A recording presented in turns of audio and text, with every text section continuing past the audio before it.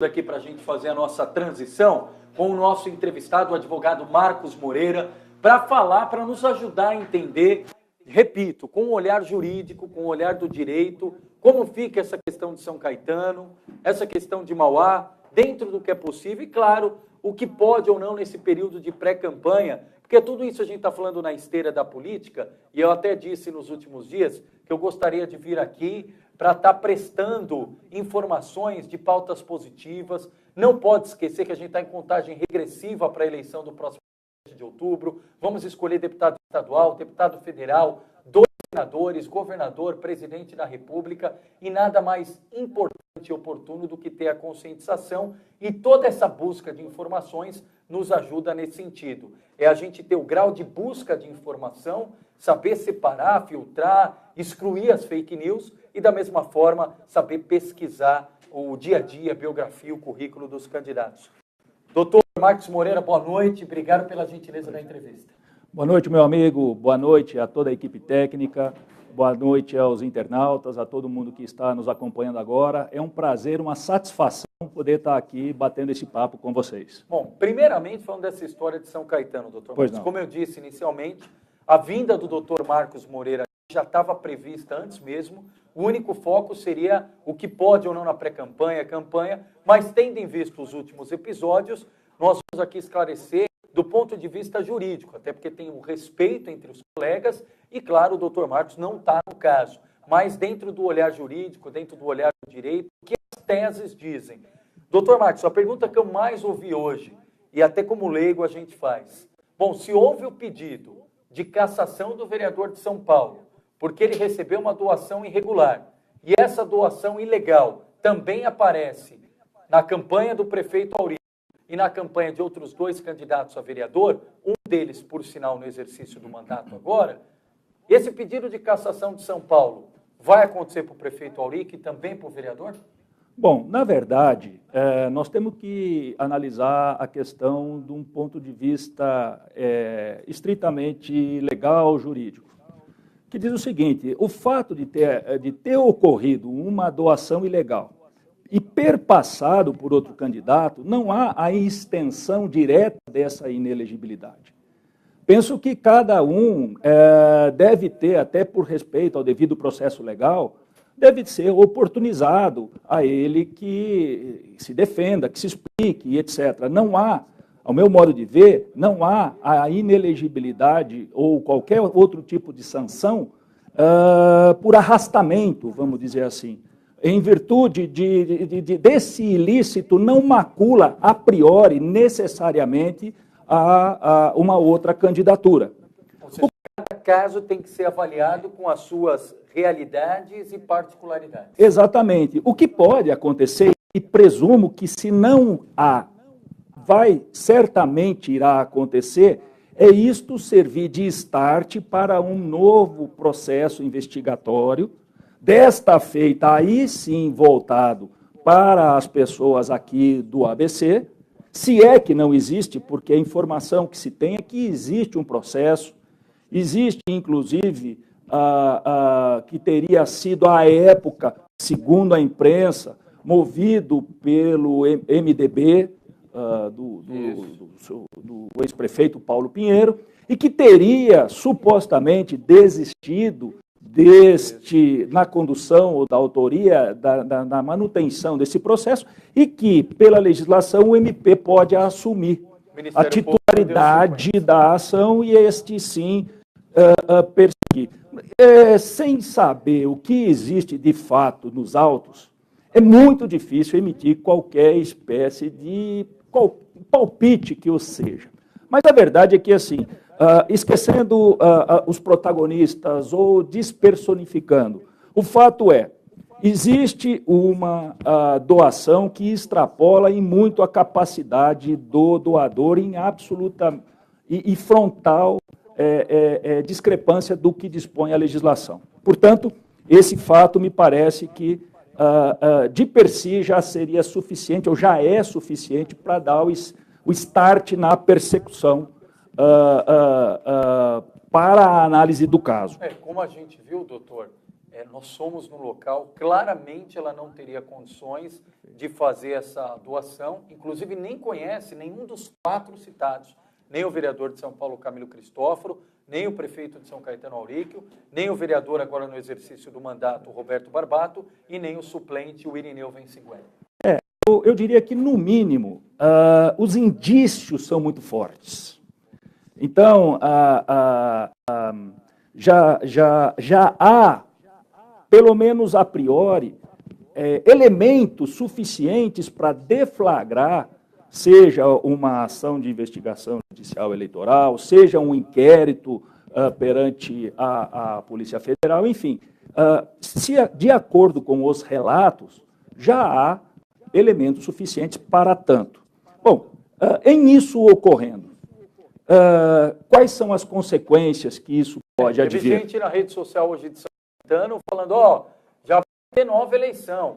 Num caso como esse, a punição, se houver, se for todas as investigações concluídas, chegar à conclusão de que realmente é o caso igual de São Paulo e culminar numa cassação. A cassação vale para o prefeito e para o vice? Sim, existe um princípio do direito eleitoral que é a indivisibilidade da chapa majoritária. Portanto, um ilícito cometido supostamente pelo prefeito, ou por quem encabeça, ou pelo seu comitê eleitoral, vamos chamar assim, também acaba abarcando ou abarcaria o vice-prefeito. Então, isso é uma consequência que seria uma decorrência imediata de eventual cassação de mandato. Agora, não se tem, ou pelo menos eu não tenho conhecimento, qual é a ação que está em trâmite. Presumo que seja uma ação de investigação judicial eleitoral, uma AIJE, que seria a ação apropriada para esse tipo de circunstância, de situação. E aí volta aquilo que o senhor falou inicialmente. Sendo uma questão eleitoral, não tem como dissolver aí a chapa ou tentar desvincular o vice do prefeito. Não, porque não se trata de um problema relativo à pessoa unicamente do prefeito. Não é um problema dele personalíssimo, é um problema que macula toda a eleição. E aí um detalhe, doutor, num caso como esse, aí tendo a chapa inteira sido comprometida, se isso for um encaminhamento, é nova eleição, o segundo colocado assume, qual é o entendimento da lei? Hoje a legislação ela é muito clara no seguinte sentido, em havendo a cassação do mandato, novas eleições serão convocadas. Essas eleições, se isto acontecer em até 6 meses do final do mandato, serão eleições diretas, portanto, com voto popular e etc. Uma nova eleição... Qualquer um pode ser candidato ou os candidatos são os mesmos? Inicia-se o processo eleitoral do zero. Como os prazos, obviamente, são bem menores do que os da eleição normal, vamos chamar assim. Agora, essa eleição excepcional, ela também vai possibilitar aquelas pessoas que se candidatem, enfim, que tenha todo o procedimento. Bom, então, para a nossa audiência, muita gente mandando um abraço aqui para o senhor, doutor Marcos, como o Leandro Petrin, secretário Grande aqui em abraço. Santo André. Um abraço a todos. Desculpa, que eu não vou citar nominalmente aqui cada um, porque é muita gente, e hoje a gente busca a maior parte do tempo aqui, passar essas informações, mas a equipe do Repórter Diário depois, com calma, vai olhar comentário a comentário, o que tiver de sugestão, nós vamos encaminhar da forma democrática que impera aqui, como nós sempre fazemos. Mas para a nossa audiência rotativa. Bom, repito, o doutor Marcos aqui com olhar em tese, tá? Desassociado, porque não tem qualquer participação direta em nenhum desses casos ou da defesa de nenhum desses casos. Mas em São Caetano do Sul, então a Procuradoria nos passou a informação hoje que o prefeito Auric está sendo investigado e que a campanha do prefeito Auric está sob processo de investigação e que nos próximos dias teremos novidades a respeito disso, se pode não dar em nada ou se pode chegar à mesma conclusão que aconteceu em São Paulo de um pedido de cassação. Se houver esse pedido de cassação e ele for consumado, como diz o doutor Marcos Moreira, com a luz do direito, nesse caso, por ser um caso eleitoral, diferente do caso do Átila em Mauá, que é um caso pontual que envolve o Átila e não a vice, o vice pode assumir. No caso de São Caetano, o eleitoral, Não tem como você dizer que a doação era só para o candidato a vice ou só para o candidato a prefeito. Então envolve a chapa inteira. Nesse caso, a chapa inteira em São Caetano, o prefeito e o vice seriam cassados e por acontecer nesse momento, segundo o doutor Marcos Moreira, com a luz do direito, seriam chamadas novas eleições em São Caetano, processo do zero. Leandro, seriam os mesmos candidatos de 2016? Podem ser os mesmos candidatos, como podem ter novos candidatos. O processo é exatamente igual, inicia do zero. Se o X quiser ser candidato, pode ser o Y, mas como o doutor Marcos nos lembrou, só o prazo para tudo isso é um prazo mais compacto, é um prazo mais enxuto. Correto, doutor Marcos? Perfeito. Agora, tem uma outra questão que subjaz a esse problema, que é o seguinte, que está aí, pode ter outras implicações em outras searas que não restrita ao eleitoral. Porque o problema eleitoral, o limite, qual é a pena máxima do direito eleitoral, no caso específico, do ponto de vista político? A cassação do mandato, que já é um ato extremo, e uma declaração de inelegibilidade por até 8 anos. Agora, se apareceu uma quantia X de dinheiro e que isto passou por alguém, esse dinheiro tem que ter uma origem. Então, a gente acaba chegando num círculo do seguinte, de onde veio esse dinheiro? Porque que ele entrou na campanha, isso é inconteste, porque foi dito, inclusive, que consta da prestação. Isso, prestação de contas. Então, e se ele entrou na campanha com esses valores muito acima da média, e a própria pessoa, o nome da doadora, a doadora disse que fez, não teria condições. E pelo que a gente constatou, não teria nem ciência. Ela não sabia nem que o nome dela estava envolvido nas doações. Seja para o Camilo Cristófaro, seja para a campanha do Auríquio, seja para o Roberto Barbato ou para o Irineu Vinciguera. Ela não sabia. Como é que o nome dela parou nessa história, doutor Marcos? Bom, eu acredito que este seja um dos alicerces em que a investigação deve chegar. Como que esta pessoa apareceu. Aliás, e tem um passo atrás, como eu dizia, qual é a origem desse dinheiro? Porque nós, recentemente, o Supremo Tribunal Federal, ao analisar o primeiro caso da Operação Lava Jato, da competência exclusiva de foro privilegiado, ele condenou o deputado Muriel. Verdade. Bem lembrado. Na verdade, a tentativa era por 2 crimes, que é a corrupção e também a lavagem de dinheiro. Porque, segundo a lei que fala sobre a lavagem de dinheiro, ela diz o seguinte, sucintamente, até para que o amigo entenda, de que a tentativa de dar ar de legalidade a um dinheiro de origem ilícita configura o crime de lavagem de dinheiro. Ou seja, na medida em que há a tentativa de se esquentar, entre aspas, como se diz esse dinheiro, mediante a contabilização de uma prestação de campanha, pode dar ensejo à tipificação do crime de lavagem de dinheiro. Caixa 2 também poderia ser caracterizado? Este caso específico, ele não foi exatamente do Caixa 2, porque o Caixa 2 ele é não contabilizado. Então, ele não há, pelo menos a que se tem em ciência, a intenção do Caixa 2 de per si de esquentar tanto que ele era um Caixa 2, ele não existiu, ele não foi contabilizado. Perfeito. Ele simplesmente transitou na clandestinidade. Perfeito. Agora, um outro detalhe, doutor Marcos, eu tenho ouvido muito isso, e esse é o principal, né? Independentemente do desfecho de tudo isso, o internauta que nos assiste, o cidadão, estamos aí às vésperas do período eleitoral, quer ter a certeza que casos como esse serão os últimos e não acontecerão mais, e não mais um. E aí, num caso de doação de campanha, e a gente tem aí esse ano, a gente sabe que não pode ter doação de empresa, só pessoa física, tem a limitação percentual de acordo com o que você declarou no imposto de renda do ano anterior. Num caso como esse, a culpa é de quem? É de quem faz a doação?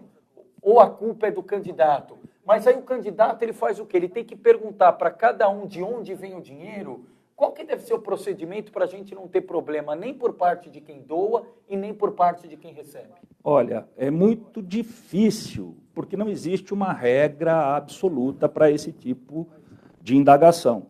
Agora, se você recebe de uma pessoa física uma quantia vultosa como essa, o mínimo que você poderia ou deveria fazer é buscar checar se isso é isso mesmo.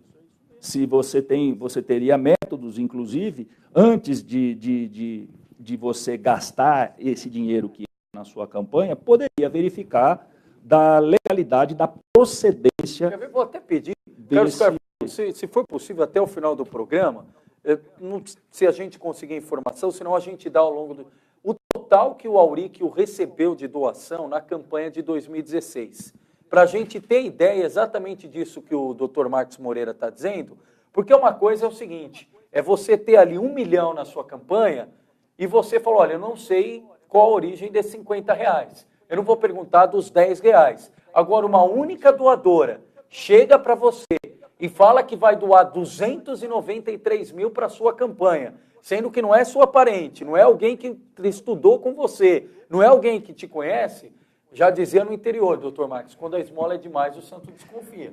Pois não é possível e seria leviano afirmar que existe problema a priori, mas que há indícios de. E isto, o que eu recomendaria, por exemplo, se eu tivesse assessorando essa campanha? Vamos checar, vamos olhar a origem, pede a cópia do imposto de renda, até para que eu venha me resguardar lá na frente, para não acontecer o que está acontecendo. Porque, a priori, não podemos afirmar, eu acho que, mesmo a população, eu sei que esses casos, eles chocam. Pega o emocional, pega o emocional, mas não se pode, a priori, afirmar, olha, foi fulano que fez, ou foi cicrano. Não, e até porque a outra pergunta... Isso cabe ao judiciário dizer. Não, e até... Perante isso, foi a resposta que o prefeito de São Caetano, José Auríquio, deu por meio de sua assessoria. Ele falou, olha, tudo foi feito de forma transparente, tanto que o tribunal aprovou as minhas contas.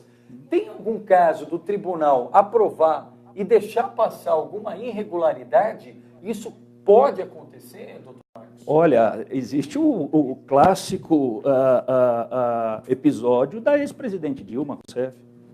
Ela teve a conta eleitoral aprovada e mesmo assim... Assumiu, tomou posse. Exato. E mesmo assim ainda está sob inquérito de investigação e etc., com desdobros até hoje, pelo menos o que a gente ouve dizer. Estas outras pessoas aqui, por exemplo, o deputado que sofreu essa represália agora do Supremo, na semana passada, ele teve as contas aprovadas. Só que se descobriu depois...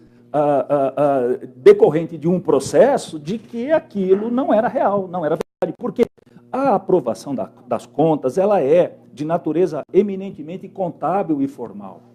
Ela não vai nas minutas. Exatamente. Ela não vai dizer, por exemplo, a isto, se aquela pessoa tinha ou não a capacidade de doar. Até porque a Justiça Eleitoral não tem nem... Imagina agora uma eleição geral como a de outubro. É verdade. Se num prazo tão enxuto como de 2, 3 meses, Sim. que é o prazo que separa a eleição da posse, se vai conseguir checar um por um dos deputados que foram eleitos, estaduais, federais, senadores, governadores e presidentes. Olha, Leandro, a Justiça Eleitoral, ela até faz isso.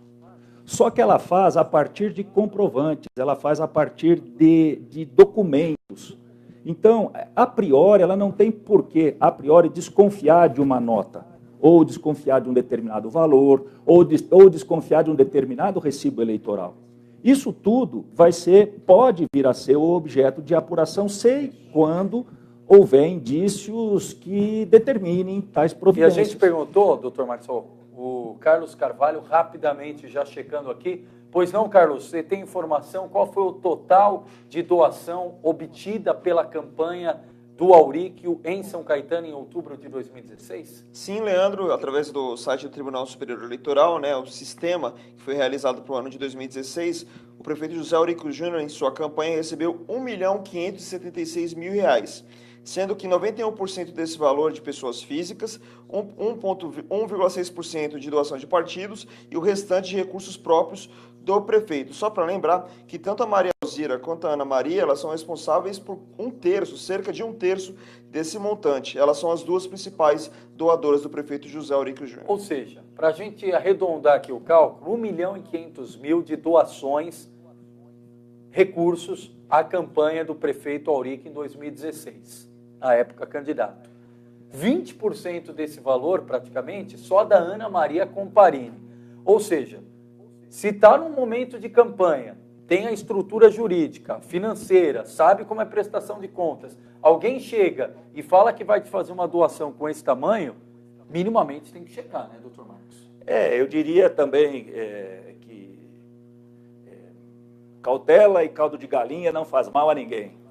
E as consequências são muito nefastas, são muito danosas, o que de per si eu penso que já deveria, pelo menos a título de precaução. De precaução. Não é? Opa, espera um pouquinho, como é que é isso, como é que não é, enfim. Mas isso é uma coisa que a gente dizer, olha, a pessoa tem que ter cautela, não é algo que se imponha ou que se cobre. É algo que a pessoa tem ou não tem, fica a critério de cada um.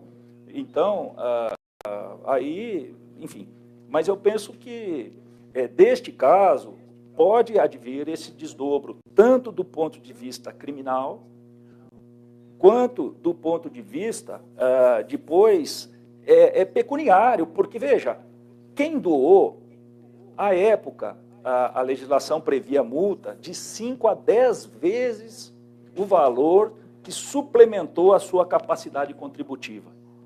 Ou seja, podia doar 1, doou 10. E tem um excedente de 9. A multa era de 5 a 10 vezes esse. Hoje a legislação mudou em 2017, é 100% do valor, ou seja, excedeu em 10, a multa são 10. Mas na época era de 5 a 10%, vezes, perdão.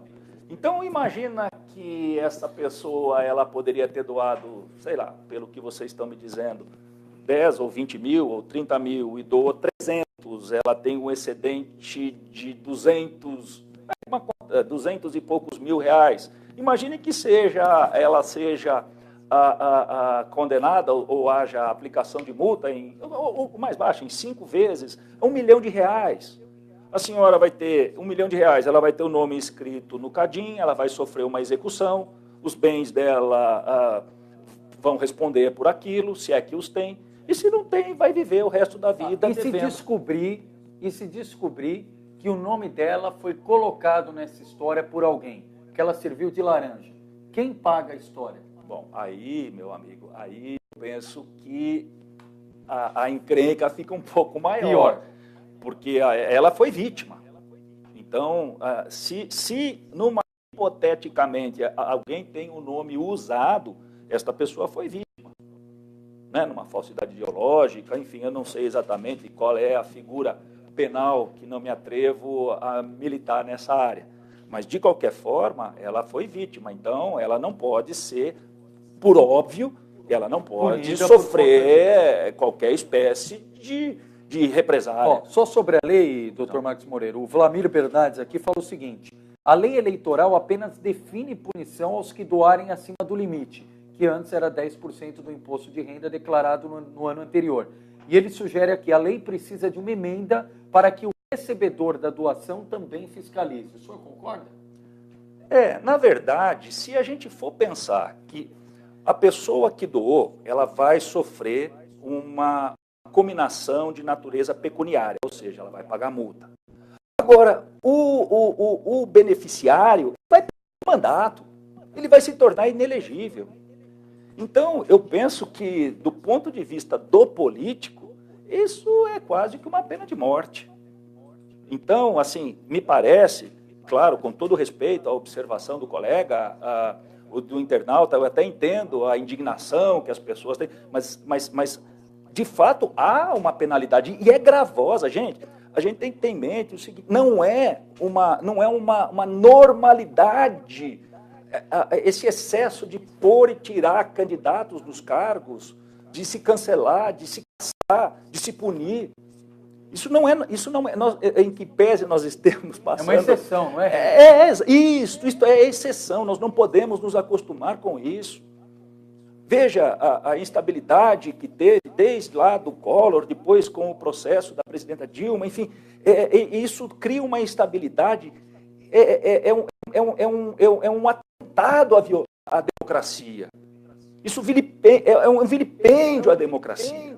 Então, é uma situação de anormalidade.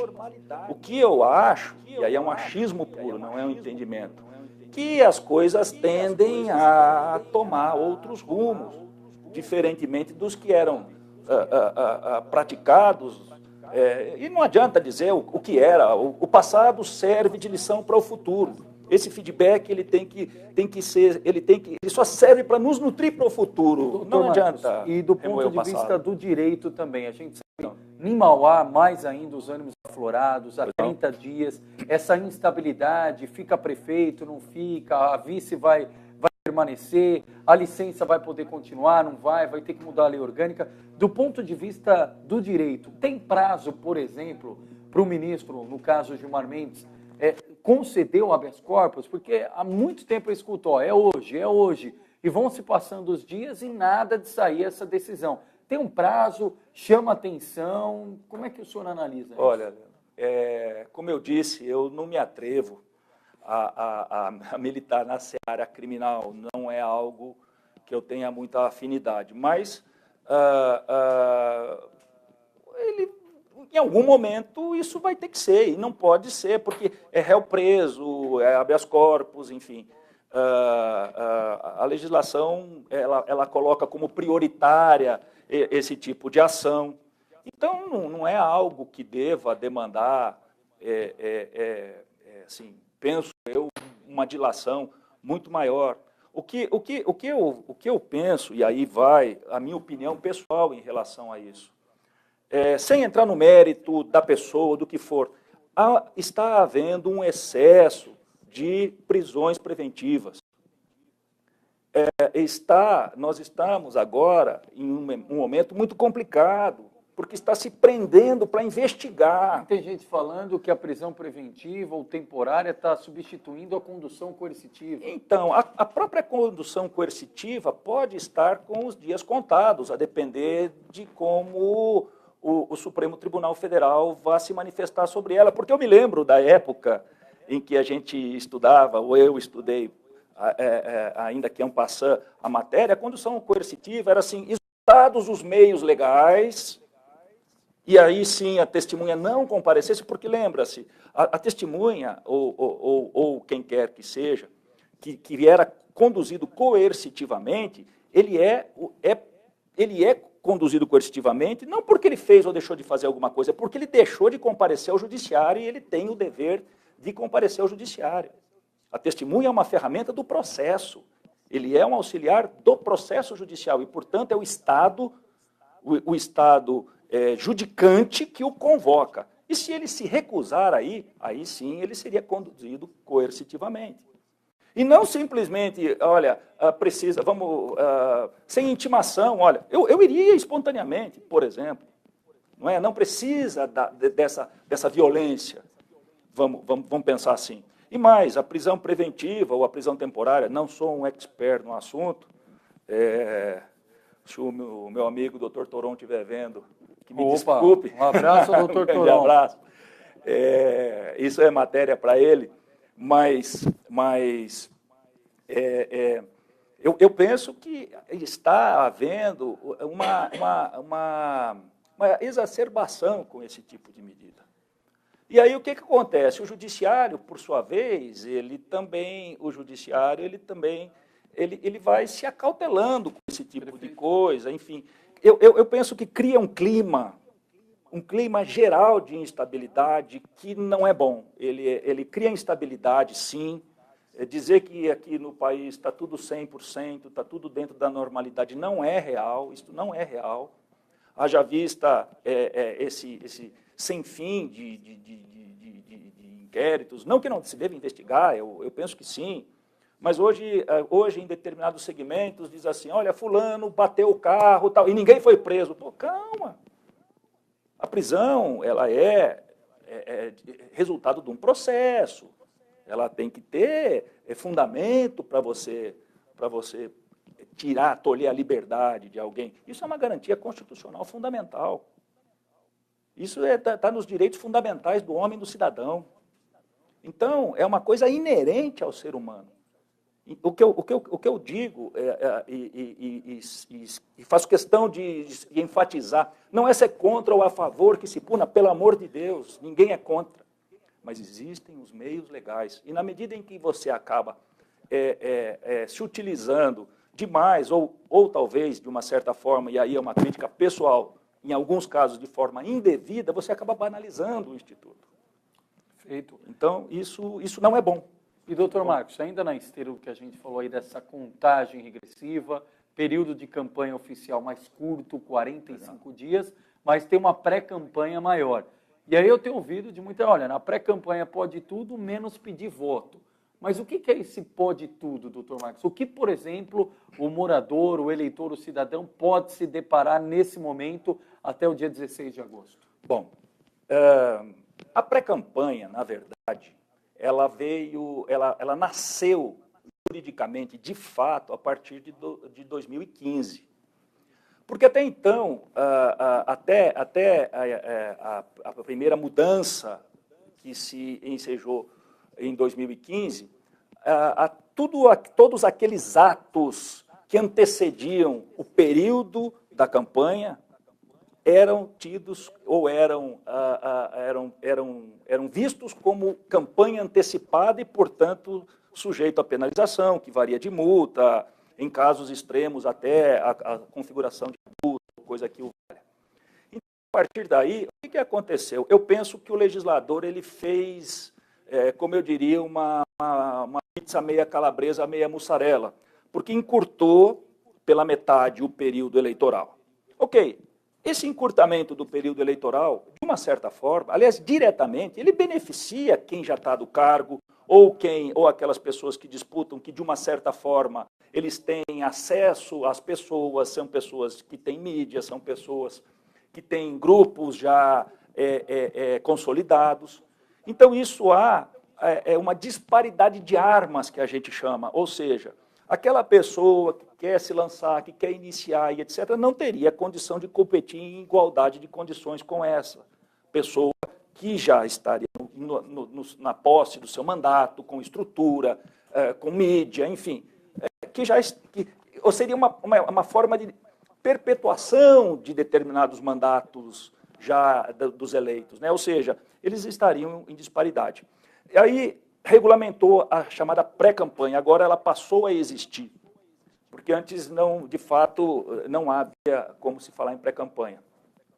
Na verdade, a lei ela é muito clara no seguinte aspecto. A pré-campanha, o que o sujeito pode fazer?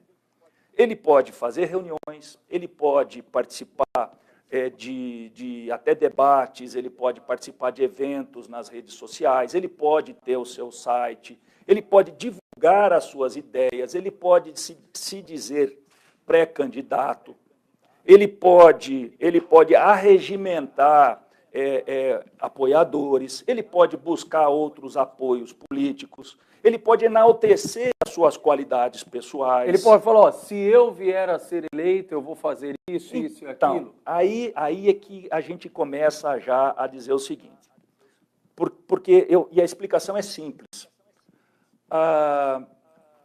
Este cenário dessa legislação é muito novo e ele foi analisado num primeiro contexto na eleição de 2016. E há um aspecto que é muito importante, em especial na justiça eleitoral. A composição do TSE, à época, ele tinha uma visão um pouco mais finalística do direito, ou seja, eles não tinham tanto apego tão formal, eles não eram, como se diz assim, tão mão pesada, e eu estou dizendo aqui na gíria, não é uma opinião jurídica, mas simplesmente é resultado do que a gente vê das características de cada um dos julgadores. O TSE agora, que vai assumir agora, ele vai ter já tem se mostrado com uma tendência um pouco mais rígida do que foi o anterior. Não que o outro fosse complacente, não é isso. mas é a forma de interpretar. O direito você tem um lado que é positivo, que sim, o outro que não. E você tem uma zona cinzenta, que é a zona de interpretação onde o hermeneuta jurídico ele navega por essa zona de incerteza, seja de falta de conceito da norma, seja de aplicação concreto. Então, o que eu penso é que o que pôde ser feito na última eleição não necessariamente será acolhido pelo próximo TSE, como sendo normal. Ou seja, e eu falo especificamente de quê? Tirando essas coisas que eu já citei, do candidato ele poder falar, em suma, ele pode falar.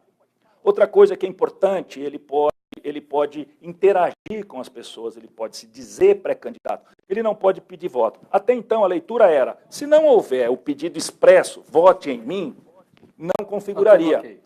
Como é que o TSE, que em última análise vai dizer, vai se comportar diante desta frase que você colocou? Se eu vier quer dizer, eu vou fazer isso, isso e aquilo. Então, me parece que é um risco que o pré-candidato vai assumir. Tá certo? Assim, se me perguntar, posso falar isso? Eu diria para ele, olha, você é quem sabe, mas por prevenção, melhor eu te orientaria a não fazê-lo. Não é? Porque aí você vai ficar no campo da semântica. O que eu quis dizer, o que eu não quis dizer. Bom, as palavras, ela tem um significado. Para evitar a margem, não é? Para evitar então, a margem, é isso. melhor isso. Outra coisa que a pré-campanha introduziu, que é muito importante as pessoas saberem também, que é a questão da vaquinha, que é o crowdfunding. Ou seja, hoje as pessoas podem fazer uma vaquinha para ajudar o candidato X ou Y. Aliás, perdoe-me, pré-candidato X ou Y. Aliás, desde maio é que já é possível que o candidato que deseje, ele vai até o site do TSE, escolhe uma dentre as empresas que lá estão cadastradas e faz com ela um contrato e passa a fazer a arrecadação de doações via internet. Então, isso já pode ser feito. Então, é mais uma inovação da legislação no sentido de possibilitar que ele já comece a arrecadar. A questão é, ele somente vai poder gastar esse dinheiro a partir do momento em que ele passar pelo crivo das prévias, das convenções, ele tiver deferida a sua candidatura e tiver o CNPJ eleitoral e a conta eleitoral aberta. E se por acaso esse cidadão lá na frente não vier a ser confirmado como candidato, esse dinheiro tem que ser devolvido a todos os doadores e isso é uma incumbência da empresa que vai fazer a arrecadação então, e a gestão. Então, se eu doei para um candidato ou para um pré-candidato e a pré-candidatura não se consolidou, se naufragar, devolve o dinheiro. Ressarcimento. Devolve o dinheiro. Então, pois não. Doutor Marcos Moreira, tem muitas e muitas perguntas, questionamentos Você aqui. me convida que eu volto. Não é isso, mas vai voltar em outras oportunidades para falar sobre vários assuntos. Tem muita gente perguntando de voto impresso, falando sobre inúmeras coisas. Posso falar do voto impresso? Deve. O voto impresso, a semana passada, exatamente. Eu me filio àqueles que dizem que o voto impresso é um retrocesso. Nós gastamos, aliás, a humanidade vem gastando fosfato, dinheiro para informatizar com todos os sistemas de informatização e gastando tempo, dinheiro, etc., para fazer. Não tem sentido você dizer, olha, botar em risco. Ou a urna é segura ou não é. Não tem meia segurança. Ora, então, assim, já está mais do que já está mais do que testada, aprovada. Inclusive, eles fizeram um upgrade nas urnas agora.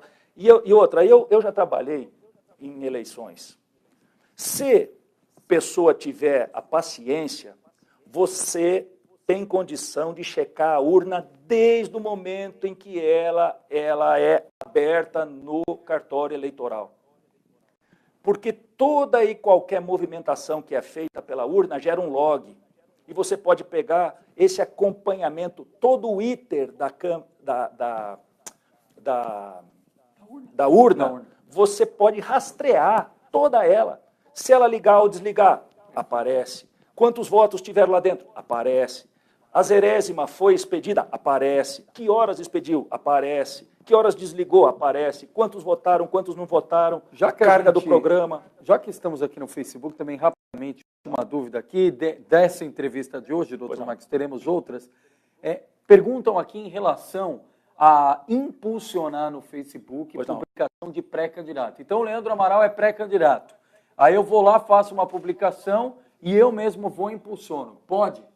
Olha, pelo que nós estamos vendo hoje, pode, porque tem um princípio da analogia com a campanha.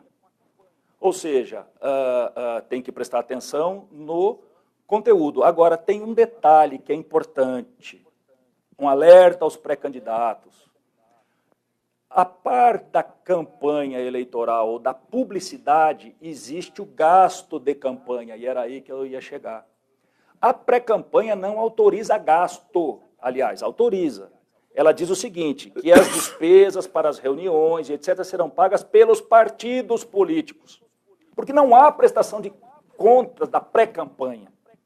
Então, na verdade, o cidadão que se propõe a fazer qualquer espécie de gasto, qualquer um que seja, pode vir a sofrer, eventualmente, uma ação em virtude do abuso do poder econômico. Ok? Então, a grande questão que se coloca agora, e que também nós não sabemos responder a priori, porque não existe uma linha dizendo até X pode vir a ser, ou pode configurar o abuso, até Y não tem. Não há isso. Então, vai depender muito do caso concreto. Doutor Marcos Moreira, obrigado pela gentileza. Eu que agradeço, foi um prazer. Vai voltar em outras enorme. Oportunidades. Se Deus quiser, cá estaremos. E normalmente fazemos 1 hora de transmissão, hoje já passamos aqui 1h30 de transmissão, agradecendo aqui o empenho sempre da nossa equipe, a Júlia Micali, o Carlos Carvalho, o Bruno Coelho, o Emerson Bezerra, a Maria do Socorro, o Ayrton Rezende, e a você que está aí 1h30, entrando, saindo, acompanhando aquilo que mais interessa, interagindo conosco. Obrigado, pessoal. Hoje mais estendido por conta de temas extremamente relevantes. Para quem acompanhou a audiência ativa, assim que acabar pode ver desde o começo, mostramos a casa da tal doadora aí da campanha do Auríquio, da doadora da campanha do vereador agora no exercício do mandato Roberto Barbato, do candidato a vereador que está como suplente Irineu Vencigueri, que envolve tudo ainda em decorrência do pedido de cassação ontem do vereador de São Paulo, Camilo Cristófaro. Tem imagens, nós somos a Jundiaí, vê a casa, e tivemos contato ali com a Ana Maria Comparini, que é essa doadora que aparece como tendo doado R$293 mil ao Auríquio. Também trouxemos aqui, já está no site do Repórter Diário, detalhes do mandado de busca e apreensão na casa do prefeito Átila Giacomussi, na casa do ex-secretário João Gaspar, detalhes, tudo isso aqui ao longo desses 90 minutos aqui de transmissão. E o Carlos Carvalho me lembra muito bem, já chamando a atenção para a próxima semana, na segunda-feira, dia 11 de junho, presença aqui nos estúdios da ex-deputada e agora pré-candidata a deputada federal pela cidade de Diadema, Regina Gonçalves, do Partido Verde. Na terça-feira, atenção Mauá, hein? Presença aqui do ex-prefeito Oswaldo Dias, do Partido dos Trabalhadores. No Dia dos Namorados, estaremos aqui com o Oswaldo Dias.